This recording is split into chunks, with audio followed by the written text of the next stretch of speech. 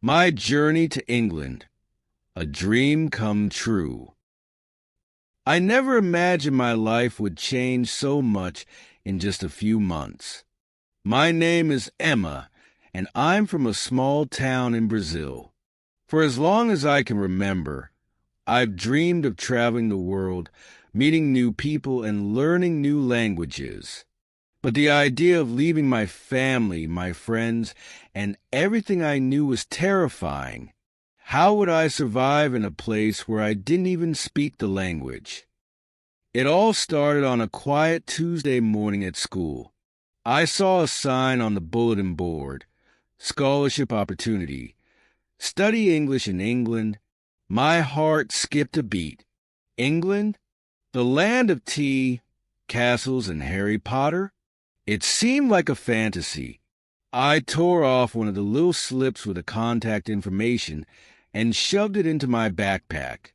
For the rest of the day, I couldn't concentrate in class.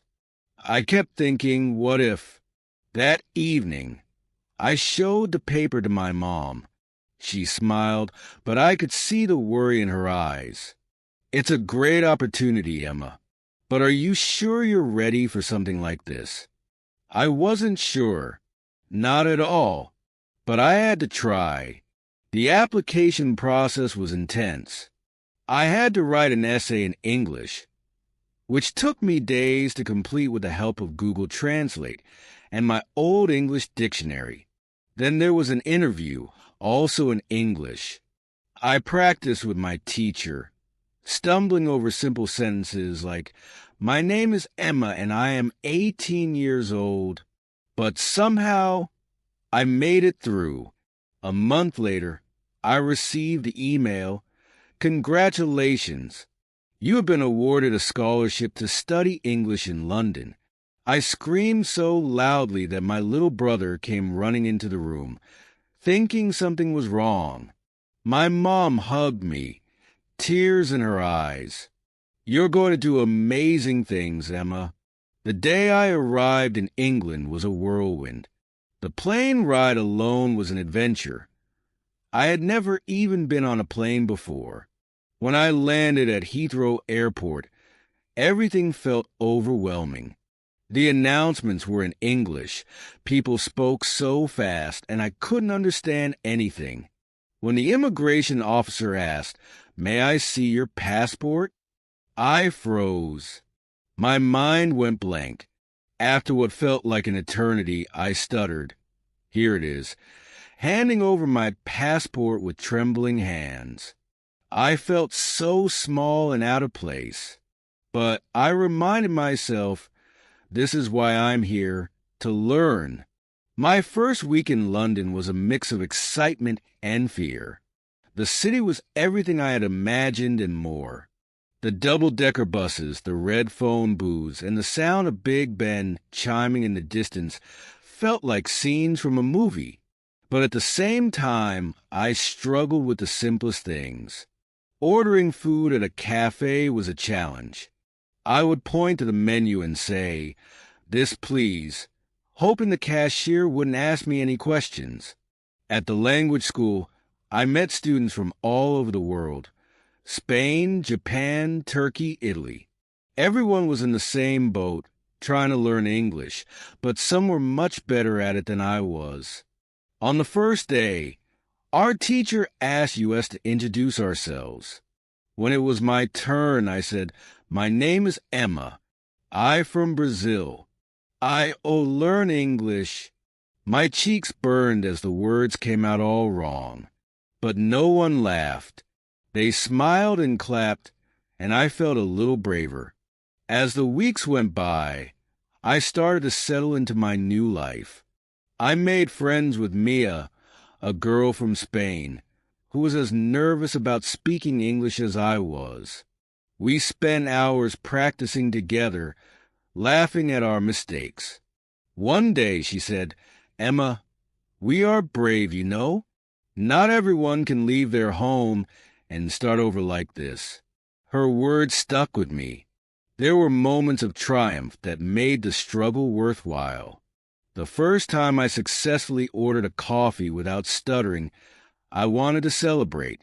When I managed to ask for directions and actually understood the answer, I felt like I had conquered the world. These small victories gave me the confidence to keep going. But it wasn't all easy.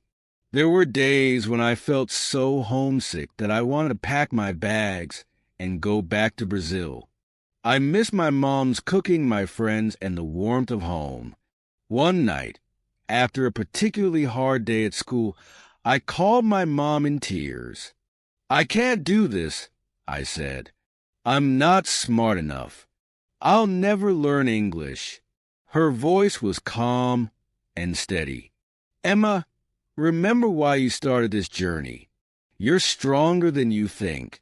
Just take it one day at a time." The turning point came during a school assignment. We had to give a 5-minute presentation about our country. I was terrified. Speaking English in front of the class felt like an impossible task. But Mia encouraged me. "You can do it, Emma. Practice with me." So we practiced over and over. "My name is Emma. I am from Brazil. Brazil is famous for its carnival, soccer, and the Amazon rainforest." When the day of the presentation came, my hands were shaking as I stood in front of the class. But as I began to speak, something amazing happened. I forgot about my fear. I thought about how proud I was of my country and how far I had come. When I finished, the class clapped, and my teacher said, "Well done, Emma. That was excellent." I felt like I was on top of the world. By the end of my course, I could see how much I had grown. My English wasn't perfect, but I could hold conversations, make jokes, and even help new students who were just starting out. I explored London with my friends, visiting museums, parks, and iconic landmarks. We got lost more times than I can count, but every misadventure was a lesson. One of my favorite memories was a trip to the Tower of London. As we walked through the historic halls, Mia and I tried to imagine what life was like hundreds of years ago. "Do you think they spoke English as fast as people do now?" she joked. We laughed so hard that a tour guide gave us a stern look, but we couldn't stop. Leaving England was bittersweet. I was excited to go home and see my family, but I knew I would miss the friends I had made in the city that had taught me so much. On my last day, I stood by the River Thames, looking at the London Eye glowing in the evening light. I thought about the girl who had arrived months ago, scared and unsure of herself. She felt like a stranger now. When I boarded the plane back to Brazil, I carried more than just souvenirs in my suitcase. I carried memories, friendships, and a newfound confidence. I had learned that stepping out of your comfort zone is never easy, but it's the only way to grow. Now, when people ask me about my experience, I tell them it wasn't just about learning English. It was about discovering who I am and what I'm capable of.